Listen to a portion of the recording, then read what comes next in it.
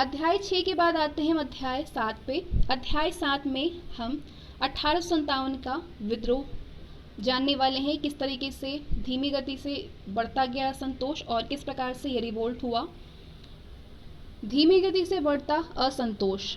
1757 में प्लासी युद्ध के बाद ब्रिटिश शासन ने उत्तरी भारत में शक्ति और सत्ता हासिल करने की ओर पहला कदम बढ़ाया। 1757 के बाद औपनिवेशिक शासन द्वारा अपनाई गई नीतियों और उसके स्वरूप के विरुद्ध असंतोष के रूप में 1857 का प्रथम बड़ा और व्यापक विद्रोह हुआ, जिसके बाद भारत पर ब्रिटिश शासन की नीतियों में परिवर्तन किए गए।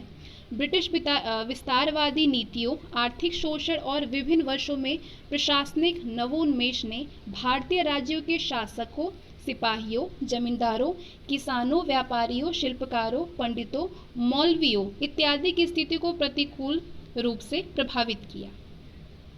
ये धीमी गति से बढ़ता असंतोष 1857 में एक हिंसक तूफान के रूप में भड़का, जिसने भारत में ब्रिटेन साम्राज्य की नींव को हिला करके रख दिया। हालांकि 1757 से 1857 की अवधि शांतिपूर्ण एवं कठिनाई मुक्त नहीं थी। इस दौरान धार्मिक, राजनीतिक हिंसा, जनजातीय विद्रोह, किसान विद्रोह और दंगे और असैन्य अथवा नागरिक विद्रोह के रूप में छिटपुट लोकप्रिय विद्रोहों की एक श्रृंखला ने कार्य किया था। आदिवासी अंग्रेजों की भूमि बंदोबस्त नीतियों से असंतुष्ट और नाराज थे, जिसने उनके संयुक्त स्वामित्व परंपरा के विरुद्ध जाकर के सामाजिक ताने बाने को छिन्न भिन्न कर दिया। बढ़ी हुई राजस्व मांगों, यहाँ तक कि अकाल के वर्षों में भी ने क्रोध को जन्म दिया। कई बार स्थानीय महाजनों के विरुद्ध आंदोलन कंपनी शासन के विरुद्ध विद्रोह बन गया। जैसा कि महाजनों को पुलिस का समर्थन प्राप्त था, उनके धर्म और परंपरागत प्रथाओं में अंग्रेजों द्वारा अनावश्यक हस्तक्षेप ने भी रोष में वृद्धि की, जिसके परिणाम स्वरूप विद्रोह भड़क गए। ईस्ट इंडिया कंपनी के शासन के बेहद शुरुआती दिनों में उसके विरुद्ध विभिन्न क्षेत्रों में विभिन्न कारणों से विद्रोह हुए। कुछ आंदोलन 1857 के विद्रोह के बाद भी जारी रहे। दक्षिण, पूर्व, पश्चिम और पूर्वोत्तर क्षेत्रों में महत्वपूर्ण विद्रोह हुए, जिन्हें कंपनी ने बर्बरता पूर्वक कुचल दिया। पिछले अध्याय, जो अध्याय 6 में हमने पढ़ा, इसमें इनमें से कुछ प्रमुख विद्रोहों का उल्लेख और वर्णन उसमें किया गया है। तो 1857 का जो विद्रोह था, उसके प्रमुख कारण क्या थे? मुख्य कारण कौन कौन से थे? 1857 का भारतीय विद्रोह, जिसके प्रथम भारतीय स्वतंत्रता संग्राम, सिपाही विद्रोह और भारतीय विद्रोह के नाम से भी इसको जाना जाता है, ब्रिटिश शासन के विरुद्ध एक सशस्त्र विद्रोह था। ये विद्रोह 2 वर्षों तक भारत के विभिन्न क्षेत्रों में चला। इस विद्रोह का आरंभ छावनी क्षेत्रों में छोटी झड़पों और आगजनी से हुआ था। इस विद्रोह का आरंभ छावनी क्षेत्रों में छोटी झड़पों और आगजनी से हुआ था, लेकिन कुछ समय बाद इसने एक बड़ा रूप ले लिया। विद्रोह का अंत भारत में ईस्ट इंडिया कंपनी के शासन की समाप्ति के साथ हुआ और पूरे भारत पर ब्रिटिश ताज का प्रत्यक्ष शासन आरंभ हो गया। अन्य प्रमुख और पहले विद्रोहों की तरह 1857 के विद्रोह के विभिन्न राजनीतिक, आर्थिक, धार्मिक और सैनिक तथा सामाजिक कारण थे। आर्थिक कारण क्या थे इस विद्रोह के? ईस्ट इंडिया कंपनी ने भारत के उद्योग धंधों को नष्ट कर दिया और श्रमिकों से बलपूर्वक अधिक से अधिक श्रम करा करके उन्हें कम पारिश्रमिक देना शुरू कर दिया। इसके अतिरिक्त अकाल और बाढ़ की स्थिति में भारतीयों की किसी भी प्रकार की सहायता नहीं की जाती थी और उन्हें अपने हाल पर मरने के लिए छोड़ दिया जाता था। 1813 में कंपनी ने एक तरफा मुक्त व्यापार की नीति अपना ली। इसके अंतर्गत ब्रिटिश व्यापारियों को आयात करने की पूरी छूट मिल गई थी। परंपरागत तकनीक से बनी हुई भारतीय वस्तुएं इसके सामने टिक नहीं सकी और भारतीय शहरी हस्तशिल्प व्यापार को अकल्पनीय क्षति हुई। भारतीय व्यापार और व्यापारी वर्ग को ब्रिटिश शासन द्वारा जानबूझकर के बर्बाद कर दिया गया, जिन्होंने भारत में बनी चीजों पर उच्च करारोपण अथवा प्रशुल्क लगाए।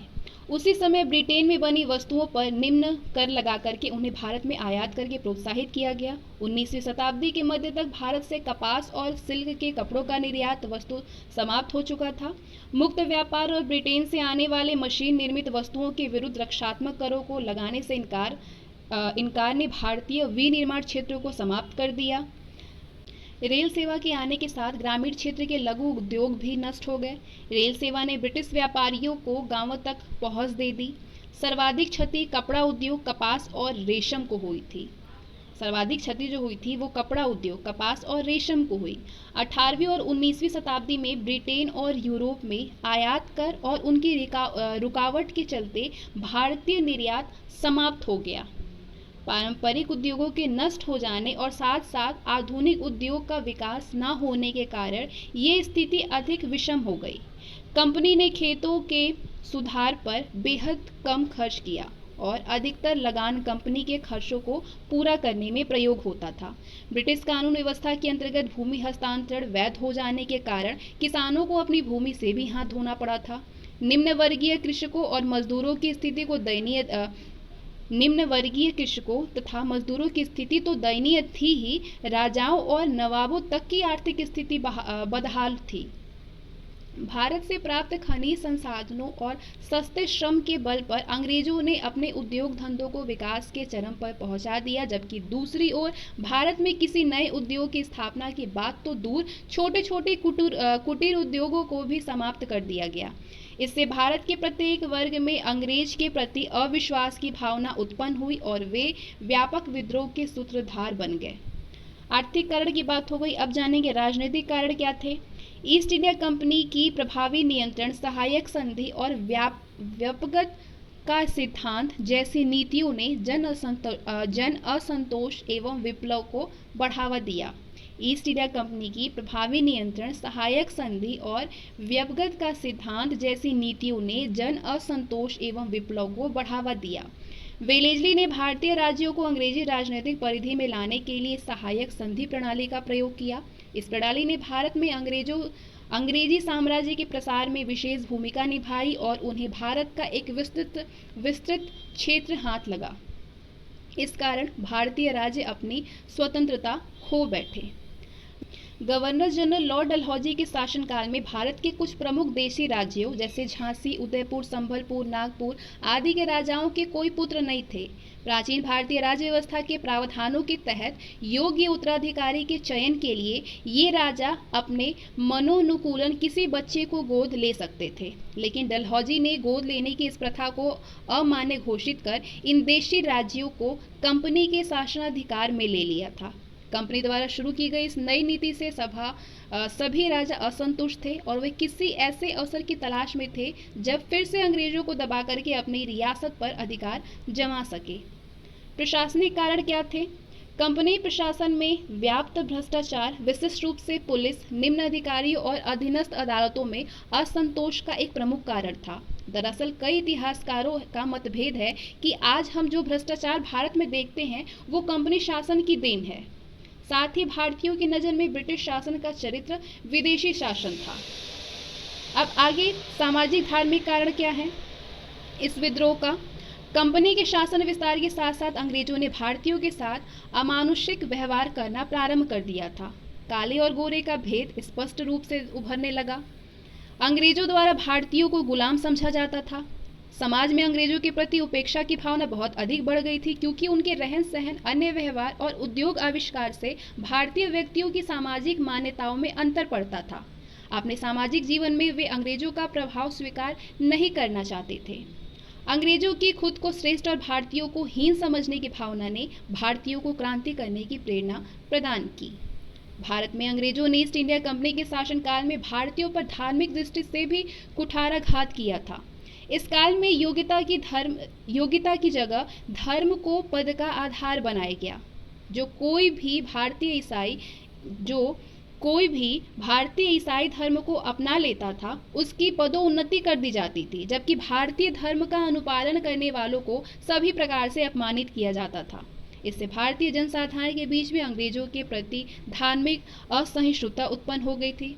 फिर ईसाई धर्म का इतना अधिक प्रचार किया गया कि भारतीयों को ये संदेह होने लगा कि अंग्रेज उनके धर्म का सर्वनाश करना चाहते हैं। परिणाम स्वरूप भारतवासी अंग्रेजों को धर्मद्रोही समझ करके उन्हें देश से बाहर निकालने का मार्ग ढूंढने लगे और 1857 में जब मौका मिला तब हिंदुओं और मुसलमानों ने मिलकर के अंग्रेजों के विरुद्ध प्रहार किया। बाहरी घटनाओं का क्या प्रभाव पड़ा था? 1857 का विद्रोह कुछ बाहरी घटनाओं जैसे प्रथम आंग्ल अफगान युद्ध जो कि 1838 से 42 में चला था, पंजाब युद्ध, क्रीमिया युद्ध जिसमें अंग्रेजों को भारी हानि हुई थी, इससे प्रेरित हुआ। इससे इस धारणा से उबरने का अवसर मिला कि अंग्रेज अपराजय हैं। भारत के क्रांतिकारियों को इस युद्ध से नवीन आशा और प्रेरणा मिली कि हम भी अंग्रेज को देश से निकाल सकते हैं और इसके लिए उन्होंने विद्रोह शुरू कर दिया। इसके बाद हुआ सिपाहियों के बीच असंतोष। सिपाही मूलतः कंपनी के बंगाल सेना में काम करने वाले भारतीय मूल के सैनिक थे। बम्बई, मद्रास और बंगाल प्रेसिडेंसी अपनी अलग सेना और सेना प्रमुख होता था। इस सेना में ब्रिटिश सेना से अधिक सिपाही थे। 1857 में इस सेना ने 2,57,000 सिपाही थे।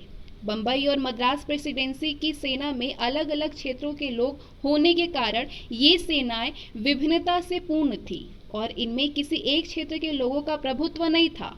लेकिन बंगाल प्रेसिडेंसी की सेना में भर्ती होने वाले सैनिक मुख्यतः अवध और गंगा के मैदानी क्षेत्रों के भूमिहार ब्राह्मण और राजपूत थे।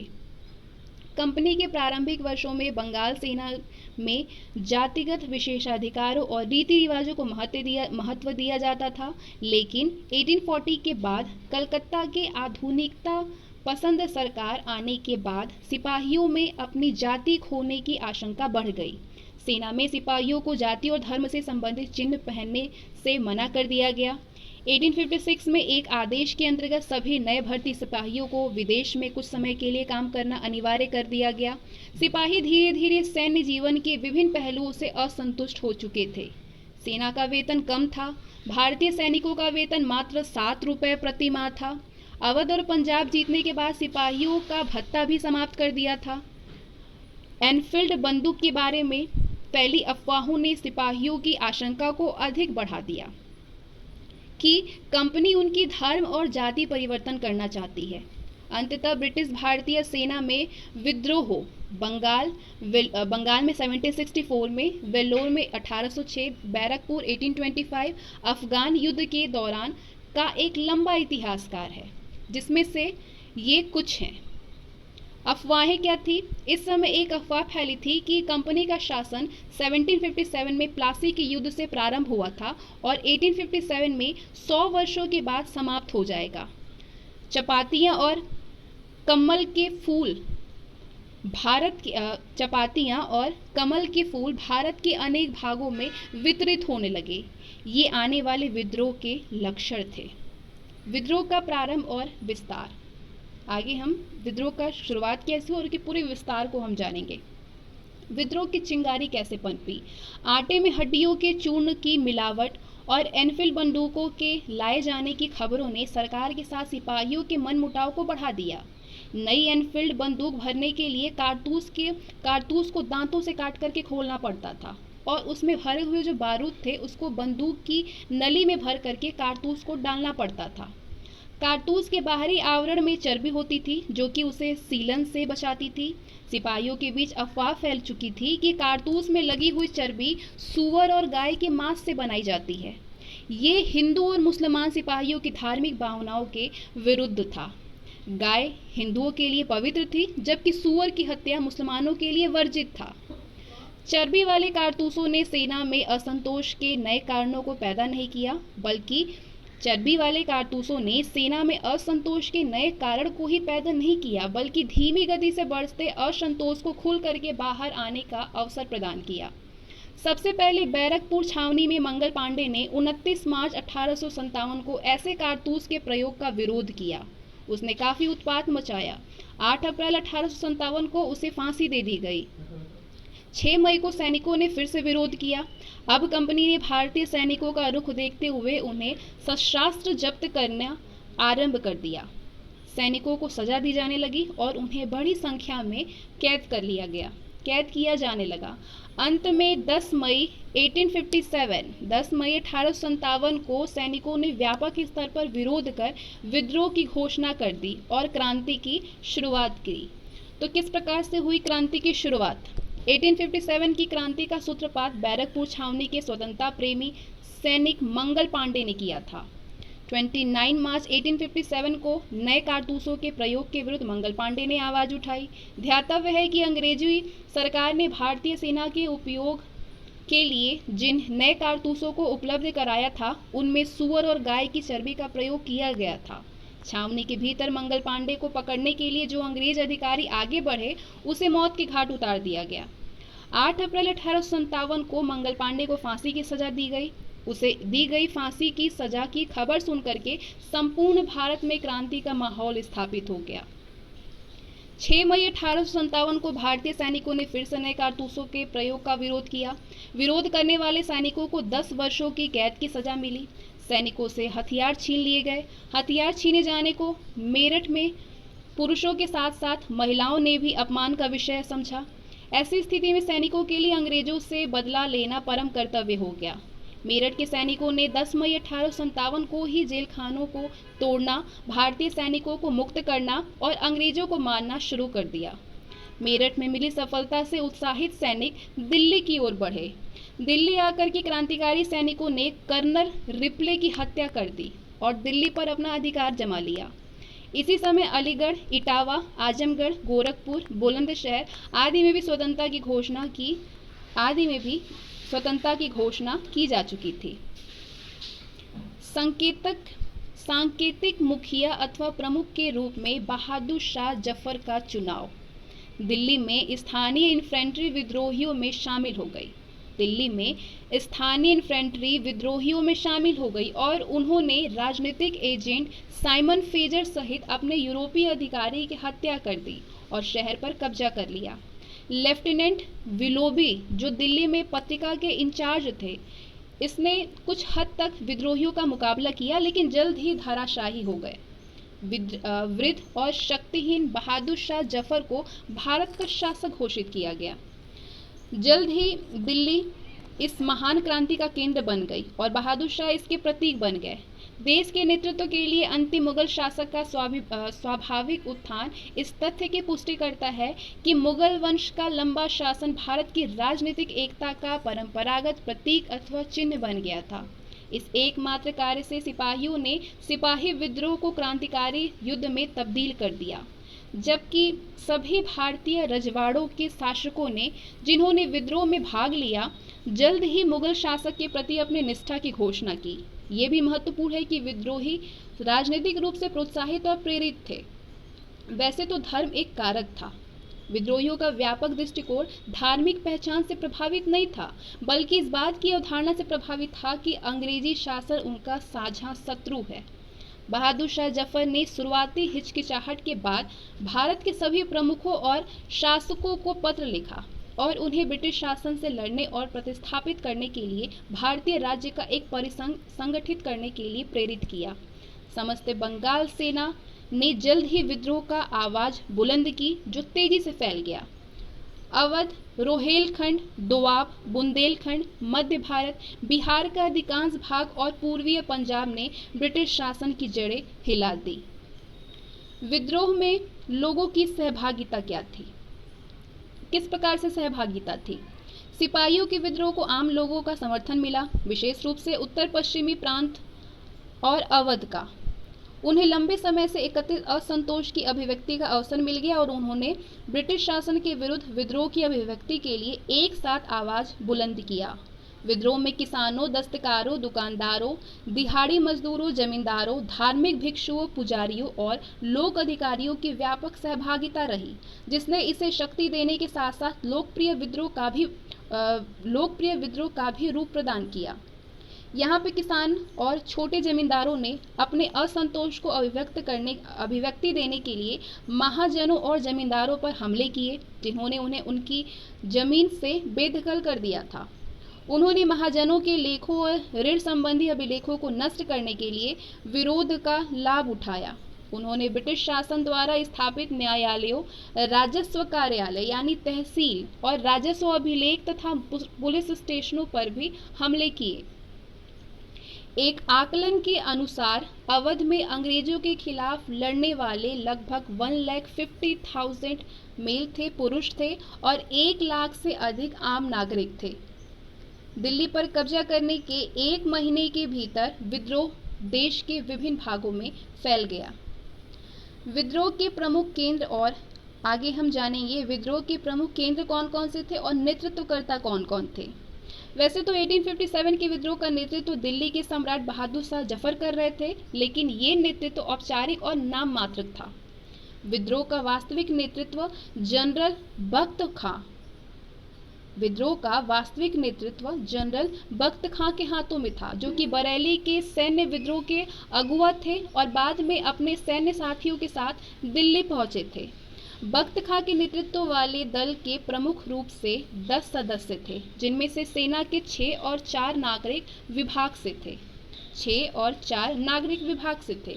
ये दल या न्यायालय सम्राट के नाम से सार्वजनिक मुद्दों पर सुनवाई करा करती थी। बहादुर शाह जफर का विद्रोहियों पर न तो नियंत्रण था और न ही ज्यादा संपर्क था।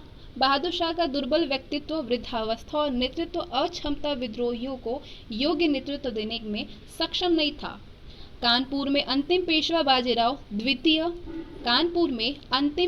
बाजीराव द्वितीय के दत्तक पुत्र नाना साहब सभी की पसंद थे।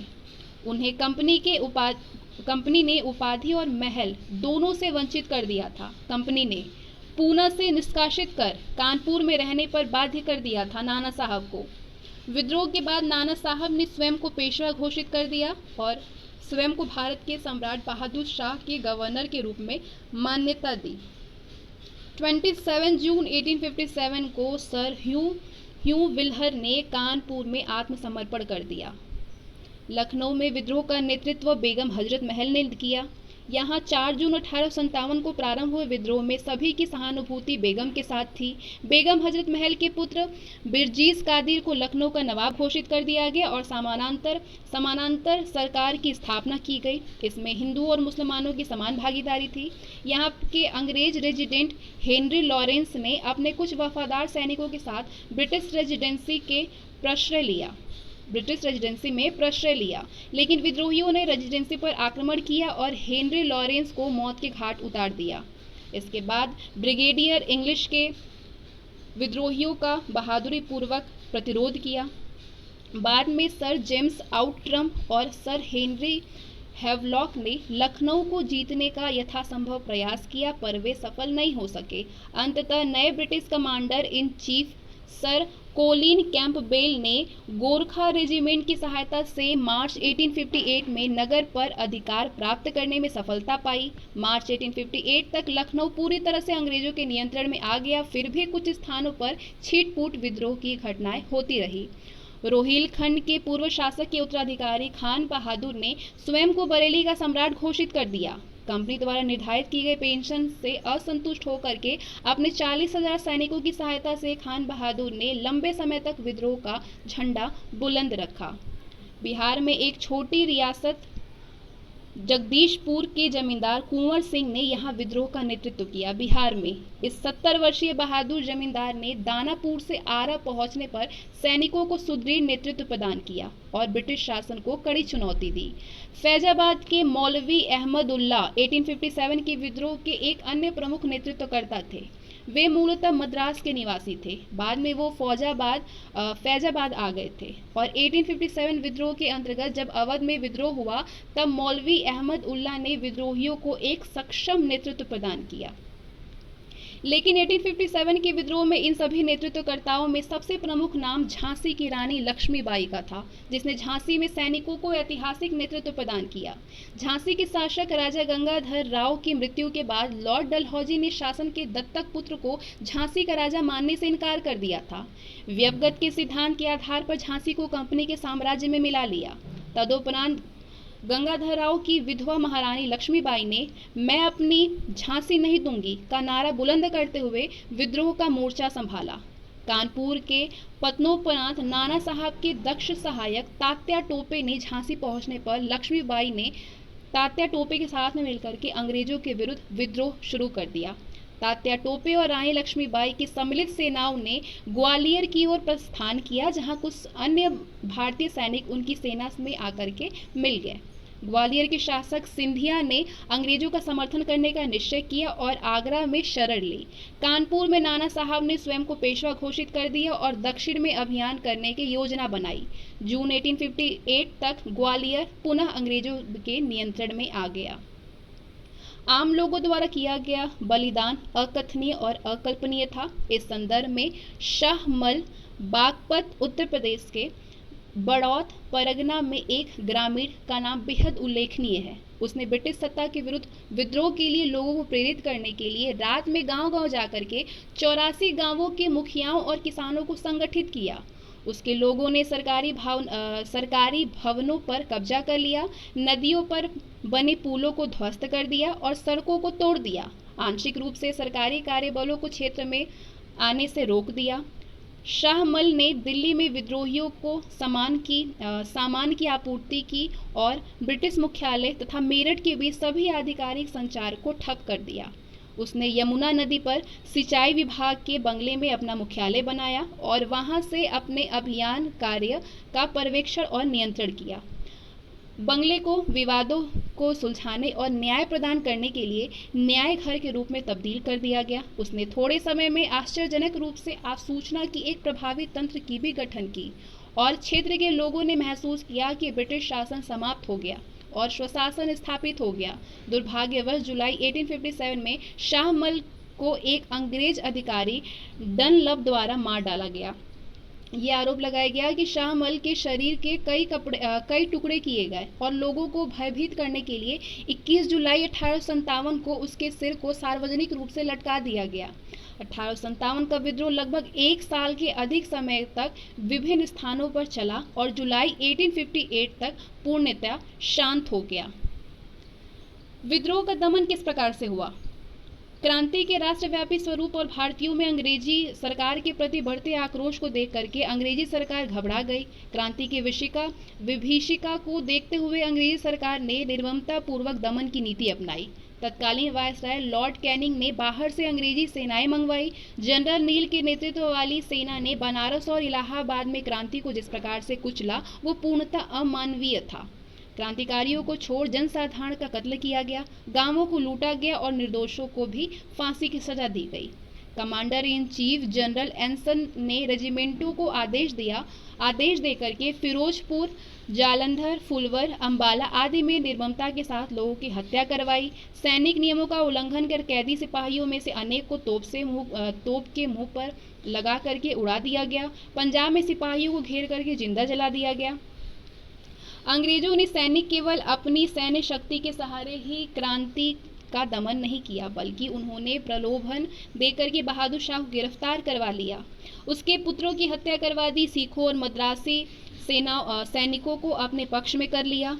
वस्तुतः क्रांति के दमन में सिख रेजिमेंट ने यदि अंग्रेजी सरकार की सहायता नहीं की होती तो अंग्रेजी सरकार के लिए क्रांतिकारियों को रोक पाना टेढ़ी खीर ही साबित होती।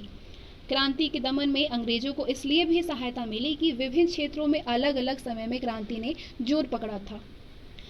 विद्रोह को अंततः कुचल दिया गया। ब्रिटिश शासन ने एक लंबी और भयानक लड़ाई के बाद 20 सितंबर 1857 को दिल्ली पर कब्जा कर लिया। जॉन निकोलसन इस घेराबंदी को नेतृत्व प्रदान करने वाला बुरी तरह घायल हो गया और बाद में उसने दम तोड़ दिया। 1859 के अंत तक भारत पर ब्रिटिश सत्ता पुनः काबिज हो गई। ब्रिटिश सरकार ने देश में अत्यधिक लोगों, धन एवं हथियारों की आपूर्ति की। वैसे तो भारतीयों के दमन के माध्यम से बाद में इस पूरी लागत को वसूल लिया गया। विद्रोह असफल क्यों हुआ? क्रांतिकारियों ने जिस उद्देश्य से 1857 की क्रांति का सूत्रपात किया था उसमें उन्हें सफलता नहीं मिली। उन्होंने सोचा था कि अंग्रेजों को बाहर खदेड़कर भारत को स्वाधीन कर देंगे, लेकिन क्रांति के दमन के बाद अंग्रेजों ने ऐसी नीति अपनाई कि 90 और वर्षों तक भारतीयों को गुलाम बनाए रखने में सफल रहे। इस महान क्रांति की असफलता के अनेक कारण थे, जिनमें कुछ प्रमुख कारण हैं।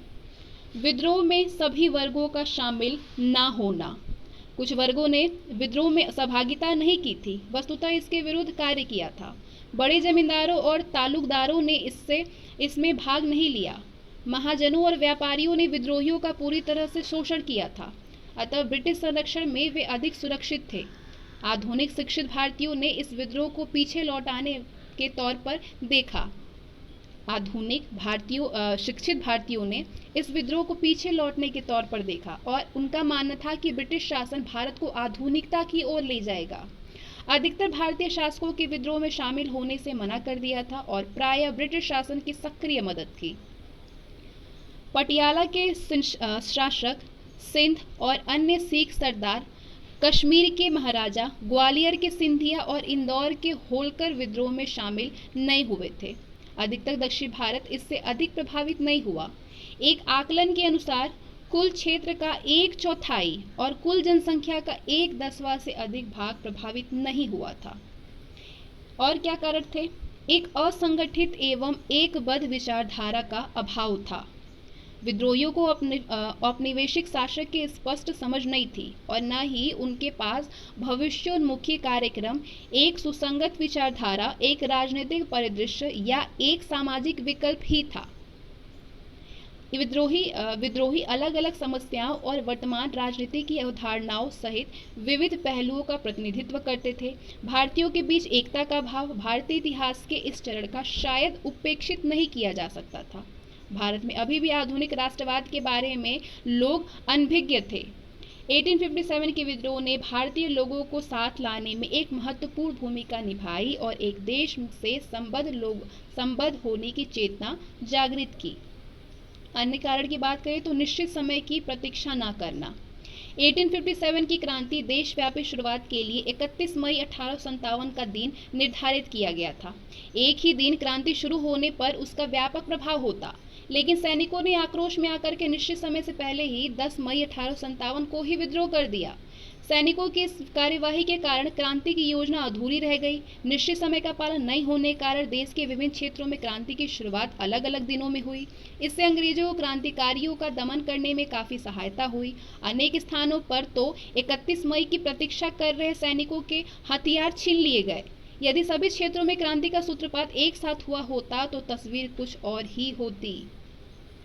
अन्य कारण की बात करें तो देशी राजाओं का देशद्रोही रुख। 1857 का क्रांति का दमन करने में अनेक देशी राजाओं ने अंग्रेजों की खुल करके सहायता की थी। पटियाला, नाभा, जिंद, अफगानिस्तान और नेपाल के राजाओं ने अंग्रेजों को सैनिक सहायता के साथ साथ आर्थिक सहायता भी की। देशी राजाओं की इस देशद्रोहितापूर्ण भूमिका ने क्रांतिकारियों का मनोबल तोड़ा और क्रांति के दमन के लिए अंग्रेज सरकार को प्रोत्साहित किया। सांप्रदायिकता का खेल। 1857 की क्रांति के दौरान अंग्रेजी सरकार हिंदुओं और मुसलमानों को लड़ाने में तो सफलता प्राप्त नहीं कर सकी, लेकिन आंशिक रूप से ही सही सांप्रदायिकता का खेल खेलने में सफल रही। सांप्रदायिक भावनाओं को उभार कर ही अंग्रेजी सरकार ने सिख रेजिमेंट और मद्रास के सैनिकों को अपने पक्ष में लिया था। मराठों, सिखों और गोरखों को बहादुर शाह के खिलाफ खड़ा कर दिया गया। उन्हें ये महसूस कराया गया कि बहादुर शाह के हाथों में फिर से सत्ता आ जाने पर हिंदुओं और सिखों पर अत्याचार होगा। इसका मूल कारण था कि संपूर्ण पंजाब में बहादुर शाह के नाम झूठा फरमान अंग्रेजों की ओर से जारी किया गया, जिसमें कहा गया था कि लड़ाई में जीत मिलते ही प्रत्येक सिख का वध कर दिया जाएगा। सैनिकों के साथ साथ जनसाधारण को भी गुमराह किया गया। इस स्थिति में क्रांति का असफल हो जाना निश्चित हो गया था। जब देश के भीतर देशवासी ही पूर्ण सहयोग ना दे तो कोई भी क्रांति सफलता प्राप्त नहीं कर सकती है। संपूर्ण देश में प्रसारित ना होना, और जो कारण था असफलता का वो था कि संपूर्ण देश में प्रसारित ना होना। 1857 की क्रांति का प्रसार संपूर्ण भारत में नहीं हो सका था। संपूर्ण दक्षिण भारत और पंजाब का अधिकांश हिस्सा, भारत का पूर्वी और पश्चिमी भाग इस क्रांति से अछूते रहे। यदि इन क्षेत्रों में क्रांति का विस्तार हुआ होता तो अंग्रेजों को अपनी शक्ति को इधर भी फैलाना पड़ता और वे पंजाब रेजिमेंट और मद्रास के सैनिकों को अपने पक्ष में करने में असफल रहते। ऐसा इसलिए भी हुआ क्योंकि इन क्षेत्रों में पूर्व में हुए विद्रोहों को कंपनी ने बर्बरतापूर्वक कुचल दिया था। और जो कारण था वो था शस्त्रास्त्रों का अभाव। क्रांति का सूत्रपात तो कर दिया गया, लेकिन आर्थिक दृष्टि से कमजोर होने के कारण क्रांतिकारी आधुनिक शस्त्रास्त्रों का प्रबंध करने में असफल रहे। अंग्रेजी सेना ने तोपों और लंबी दूरी तक मार करने वाली बंदूकों का प्रयोग किया था, जबकि क्रांतिकारियों को तलवारों और भालों का सहारा लेना पड़ा था। इसलिए क्रांतिकारी को कुचलने में अंग्रेजों को सफलता प्राप्त हुई थी। सहायक साधनों का भी अभाव था। सत्ताधारी होने के कारण रेल, डाक, तार और परिवहन तथा संचार के अन्य सभी साधन अंग्रेजों के अधीन थे, इसीलिए इन साधनों का उन्होंने पूरा उपयोग किया। दूसरी ओर भारतीय क्रांतिकारियों के पास इन साधनों का पूर्ण अभाव था। क्रांतिकारी अपना संदेश एक स्थान से दूसरे स्थान तक शीघ्र भेजने में असफल रहे थे। सूचना के अभाव के कारण क्रांतिकारी संगठित होकर के अभियान की योजना बनाने और सूचना में असफल रहे। इसका पूरा फायदा अंग्रेजों को मिला और अलग अलग क्षेत्रों में क्रांति को क्रमशः कुचल दिया गया। सैनिक संख्या में भी अंतर था। एक तो विद्रोह करने वाले भारतीय सैनिकों की संख्या वैसे ही कम थी, दूसरे अंग्रेजी सरकार द्वारा बाहर से भी अतिरिक्त सैनिक मंगवा लिए गए थे। उस समय कंपनी के पास वैसे 96,000 सैनिक था। इसके अतिरिक्त देशी रियासतों के सैनिकों से भी अंग्रेजों को सहयोग मिला था। अंग्रेज सैनिकों को अच्छी सैनिक शिक्षा मिलती थी और उनके पास आधुनिक शस्त्रास्त्र थे, लेकिन अपने परंपरागत हथियारों के साथ ही भारतीय क्रांतिकारियों ने जिस संघर्ष से क्षमता का परिचय दिया, जिससे उससे कई स्थलों पर अंग्रेजों के दांत खट्टे हो गए। फिर भी अंततः सफलता अंग्रेजों के हाथ में ही लगी। हिंदू मुस्लिम एकता में भी कमी थी। 1857 की क्रांति में हिंदू और मुसलमानों ने एक साथ मिलकर के भाग लिया। क्रांति का मसवीदा तैयार करने से लेकर के क्रांति के क्रियान्वयन तक दोनों संप्रदायों के लोगों ने एक दूसरे का पूरा साथ दिया था। स्वतंत्रता आंदोलन के दौरान अंग्रेजों के विरोध में हिंदू और मुसलमानों के बीच वैसी एकता फिर कभी नहीं दिखाई पड़ी। इसका कारण ये था कि अंग्रेजों ने फूट डालो और राज करो की नीति को हिंदू और मुसलमानों को तोड़ने पर लागू नहीं किया था। विद्रोहियों और सिपाहियों, हिंदू और मुसलमान दोनों ने एक दूसरे की भावनाओं का आदर किया। एक विशेष क्षेत्र में विद्रोह के सफल होने और वहां तुरंत गाय को मारने पर प्रतिबंध लगा दिया गया। नेतृत्व प्रदान करने वाले हिंदू और मुस्लिम दोनों ही शामिल थे। नाना साहेब ने अजीमुल्ला, एक मुसलमान और दक्ष राजनीतिक प्रचारक को अपना सहायक बनाया हुआ था, जबकि रानी लक्ष्मीबाई को अफगान सैनिकों का ठोस समर्थन प्राप्त था। इस प्रकार 1857 के विद्रोह ने प्रकट किया कि भारत के राजनीतिक और लोग 1858 से पहले मूलतः सांप्रदायिक या पंथवादी नहीं थे। प्रमुख विचार। अब 1857 के विद्रोह के बारे में जिन लोगों ने अपना अपना विचार प्रस्तुत किया वो कुछ इस प्रकार से हैं। जेड रॉबर्ट्स का विचार है, वर्ष 57 का विद्रोह सिपाही विद्रोह मात्र था। सर जॉन लॉरेंस का विचार है, 1857 की घटना सिर्फ गाय की चर्बी से उत्पन्न सैनिक उत्पाद था। एडवर्ड टॉमसन और जीटी गैरेट ने कहा है कि 1857 का विद्रोह को या तो सिपाही विद्रोह या अनधिकृत राजाओं और जमींदारों का अनियोजित प्रत्ययन अथवा सीमित किसान युद्धों कहा जा सकता है। इसके बाद विलियम हावर्ड रसेल का विचार है, 1857 का विद्रोह संघर्ष नहीं धार्मिक युद्ध था। आरसी मजूमदार का विचार है, 1857 के विद्रोह में राष्ट्रीयता की भावना का अभाव और ये सैनिक विद्रोह से बढ़कर और कुछ भी नहीं था। जवाहरलाल नेहरू का विचार था कि सन 57 का विद्रोह सिपाही विद्रोह नहीं बल्कि स्वतंत्रता प्राप्ति के निमित्त भारतीय जनता का संगठित संग्राम था। जस्टिन मैकार्की का विचार था, 1857 का विद्रोह केवल सैनिक विद्रोह नहीं था बल्कि ये भारतीयों का अंग्रेजों के विरुद्ध धार्मिक सैनिक शक्तियों के साथ राष्ट्रीय अस्मिता की रक्षा के लिए लड़ा गया युद्ध था। विनायक दामोदर सावरकर का विचार था कि 1857 का विद्रोह स्वधर्म और राजस्व के लिए लड़ा गया राष्ट्रीय संघर्ष था। वहीं पे सर जेम्स आउटरम का विचार था कि 1857 का विद्रोह मुसलमानों के षड्यंत्र का परिणाम था। डॉक्टर सैयद अतहर अब्बास रिजवी का विचार था कि 1857 की ईस्वी भारत की पवित्र भूमि से विदेशी शासन को उखाड़ फेंकने का प्रयास था। बिपिन चंद्रा का विचार था, 1857 का विद्रोह विदेशी शासन से राष्ट्र को मुक्त करने का देशभक्तिपूर्ण प्रयास था। बेंजामिन डिजरेली का विचार था कि 1857 का विद्रोह सचेत संयोग से उपजा राष्ट्रीय विद्रोह था। जॉन ब्रूस नॉर्टन का विचार था कि 1857 का विद्रोह सैनिक विद्रोह ना होकर के नागरिक विद्रोह था। एस सेन का विचार था कि 1857 के विद्रोह का आरंभिक स्वरूप सैनिक विद्रोह का ही था, लेकिन बाद में इसने राजनीतिक स्वरूप ग्रहण कर लिया। अब आगे हम जानते हैं कि विद्रोह की प्रकृति कैसी थी, नेचर कैसा था। 1857 के विद्रोह की प्रकृति पर विचारों से में भिन्नता है। 1857 के विद्रोह की प्रकृति पर विचारों में भिन्नता है। कुछ ब्रिटिश इतिहासकारों के लिए ये मात्र सिपाही विद्रोह था। सर जॉन सिले के अनुसार ये पूरी तरह से एक देशभक्ति रहित और स्वार्थी सिपाही विद्रोह था, जिसका ना तो कोई अपना नेता था और ना ही जिसे लोगों का समर्थन प्राप्त था। हालांकि इस घटना की संपूर्ण तस्वीर नहीं है, जैसा कि इसमें सिपाहियों के अलावा आम लोगों के विभिन्न वर्गों ने भी भागीदारी की। सिपाहियों का असंतोष इस विप्लव का मात्र एक कारण था। 1857 में हुए इस विद्रोह के संपूर्ण घटनाक्रम पर सूक्ष्म दृष्टि डालने से स्पष्ट होता है कि एक राष्ट्रीयता की भावनाओं से ओतप्रोत स्वतंत्रता संघर्ष था। लेकिन कुछ अंग्रेजी इतिहासकारों और उनमें उनके समर्थक भारतीय इतिहासकारों द्वारा इसे सैनिक विद्रोह अथवा गदर की संज्ञा प्रदान कर इसके महत्व को कम करने की कोशिश की जाती है। Fred Roberts, Edward Thompson, G T Garratt, sir John Seeley, James Outram, William Harvard Russell, G B Malleson आदि पाश्चात्य इतिहासकारों के साथ साथ रमेश चंद्र मजुमदार, सुरेंद्रनाथ सेन, हरिप्रसाद चट्टोपाध्याय, पूरन चंद्र जोशी आदि भारतीय इतिहासकार 1857 को सैनिकों द्वारा छोटे स्तर पर किए गए विद्रोह के रूप में व्याख्यातित करते हैं। इनका मानना है कि 1857 के विद्रोह में राष्ट्रीयता की भावना का सर्वथा अभाव था। दूसरी ओर पंडित जवाहरलाल नेहरू, विनायक दामोदर सावरकर, एस.ए.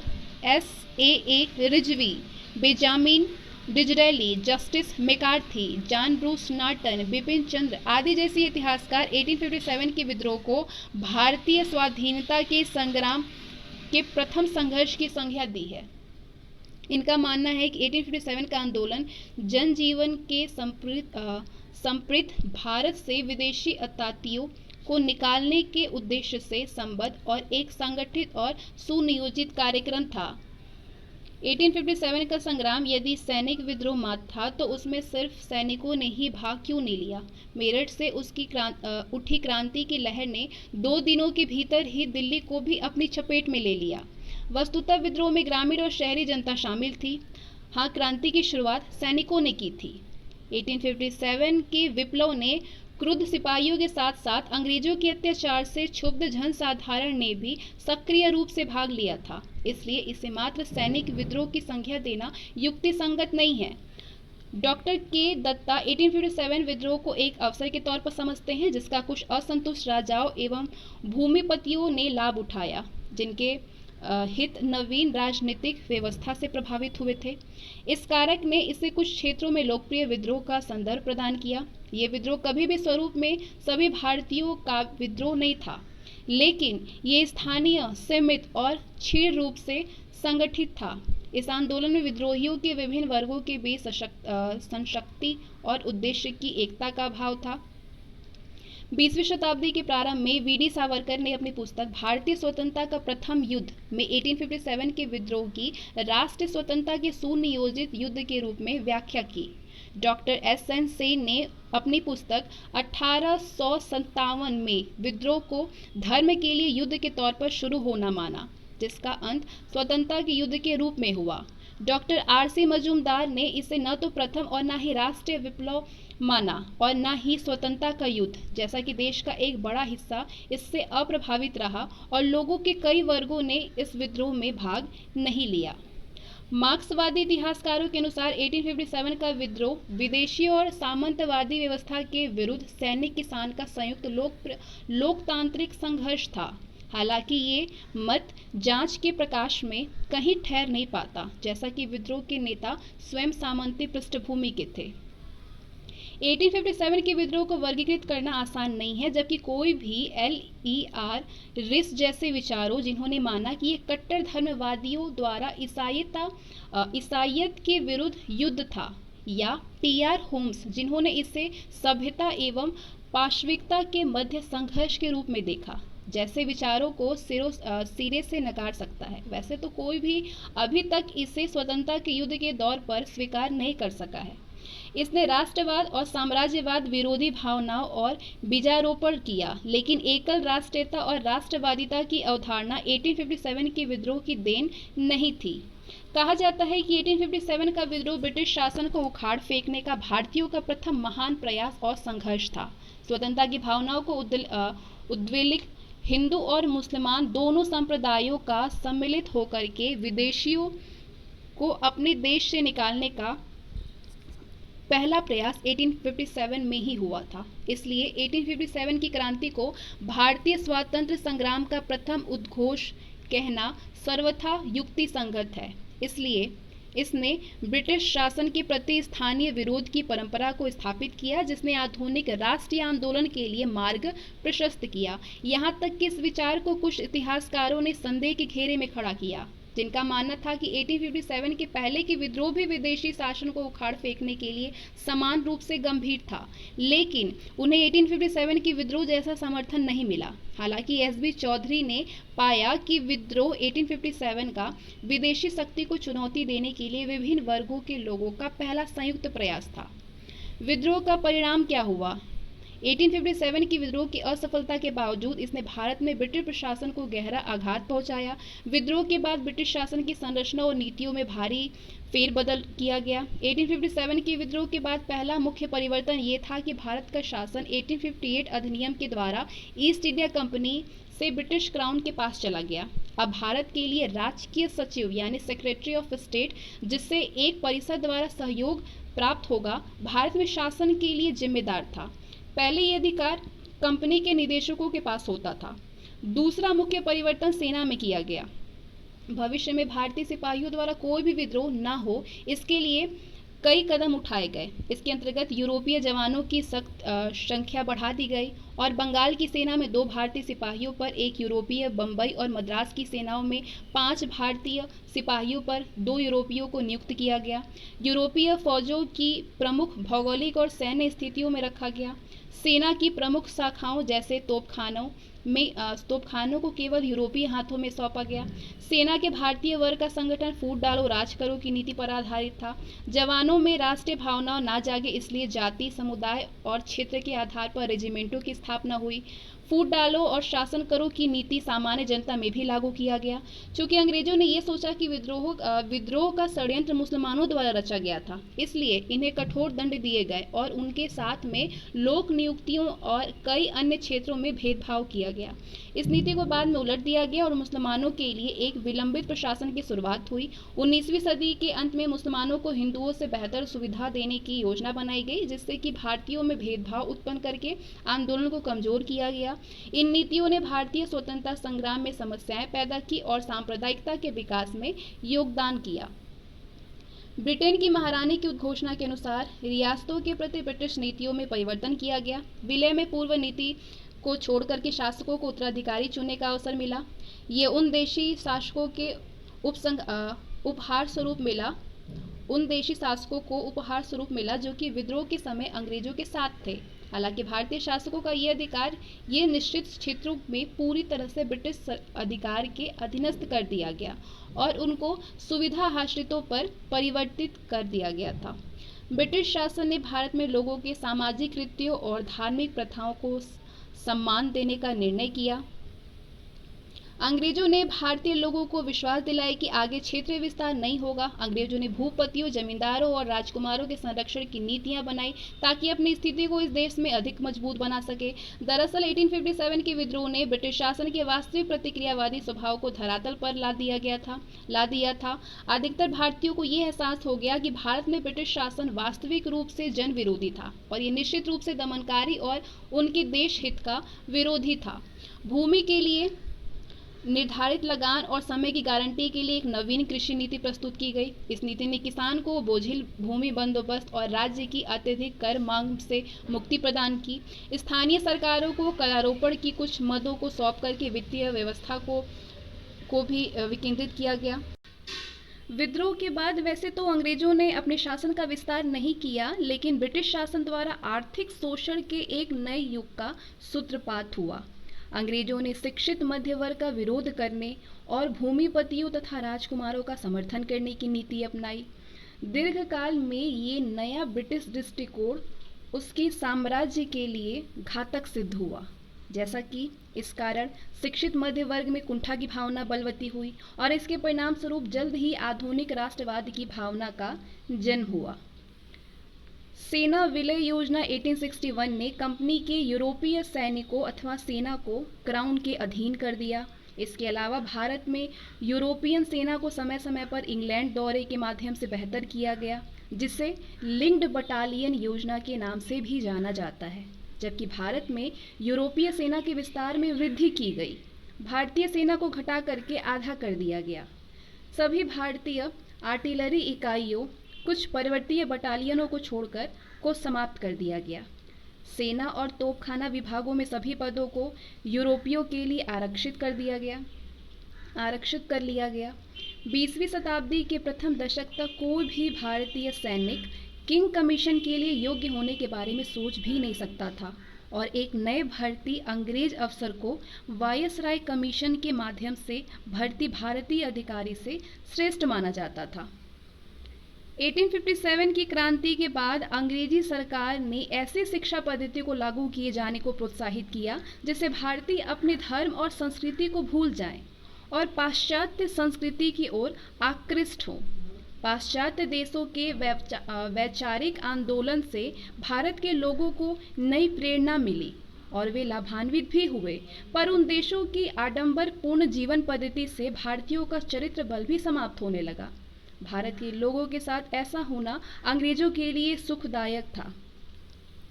अंग्रेजों ने भारत में आरंभ से गोरे और काले के आधार पर श्रेष्ठता और हीनता की भावना को फैला रखी थी।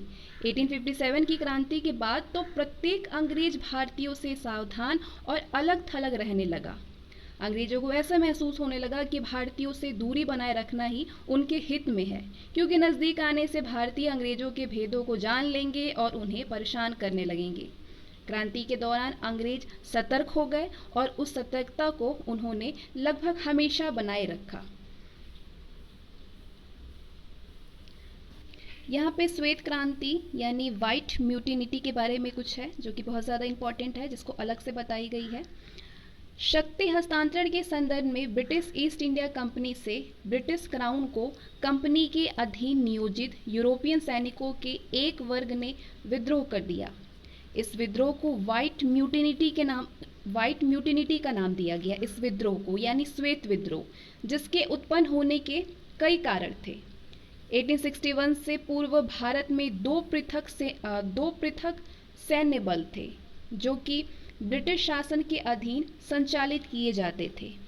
एक क्वीन आर्मी यानी रानी की सेना और दूसरा ईस्ट इंडिया कंपनी के अंतर्गत सैन्य बल था।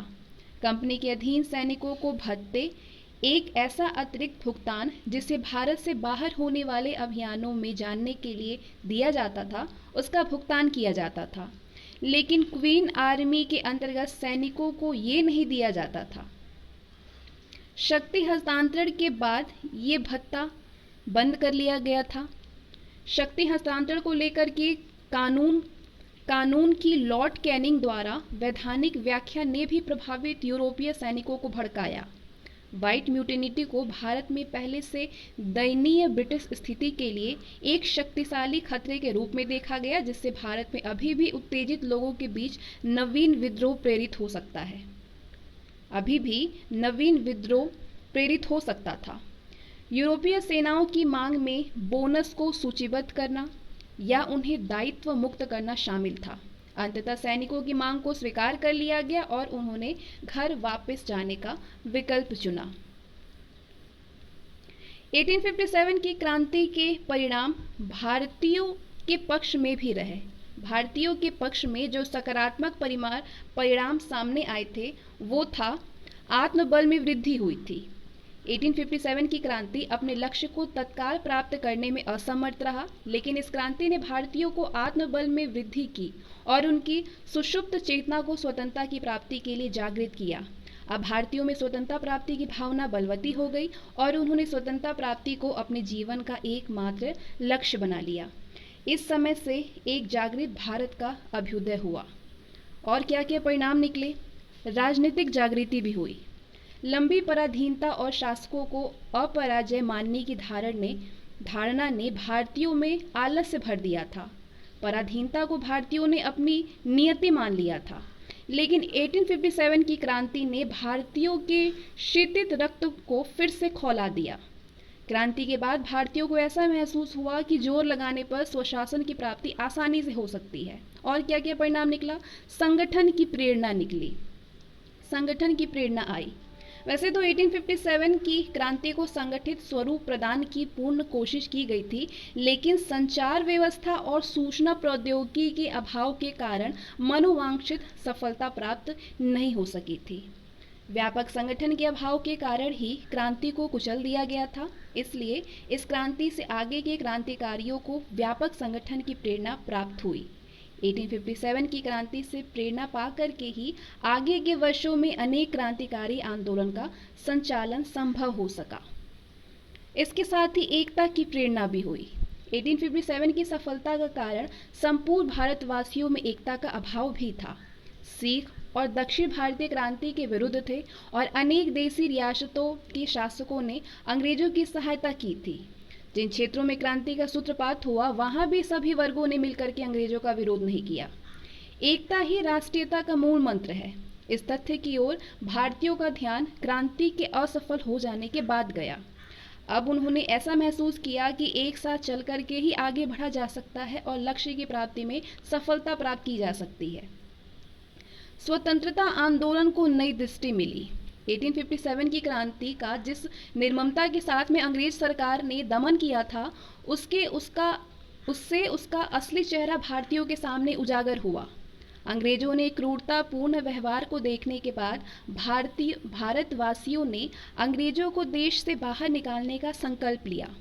इस क्रांति से स्वतंत्रता आंदोलन को भविष्य में एक नई दृष्टि मिली। विद्रोह के बदले असहयोग का मार्ग अपनाया गया, क्योंकि इससे अंग्रेजों को दमनात्मक अत्याचार का अवसर प्राप्त नहीं हुआ। शासन और शस्त्रास्त्र का नियंत्रण अंग्रेजी सरकार के हाथों में था और किसी भी प्रकार के विद्रोह का गला घोटने की क्षमता उसमें थी। इसलिए क्रांति के बाद विद्रोह का रास्ता छोड़ने की प्रेरणा मिली। 1857 के विद्रोह का महत्व क्या है?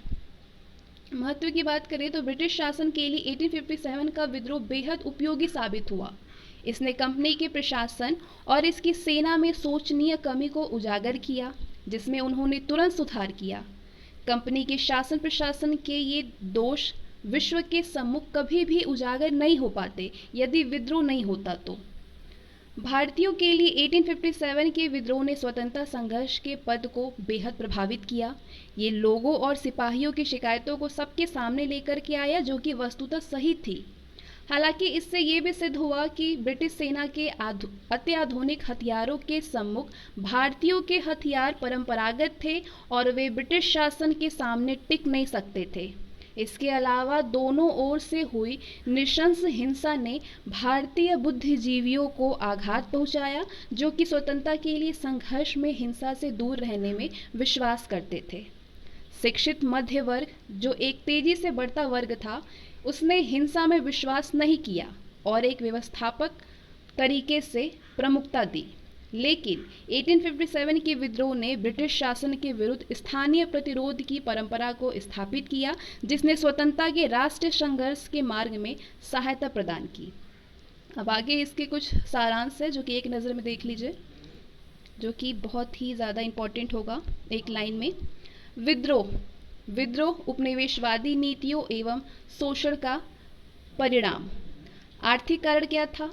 नई राजस्व व्यवस्था के तहत भारी कर आरोपण, बेदखली, भारतीय उत्पादों के विरुद्ध भेदभावपूर्ण प्रशुल्क नीति, परंपरागत हस्तशिल्प उद्योग का विनाश, आधुनिक औद्योगिक व्यवस्था को प्रोत्साहन न देना, जिसने कृषक, जमींदार और शिल्पकारों को दरिद्र बना दिया।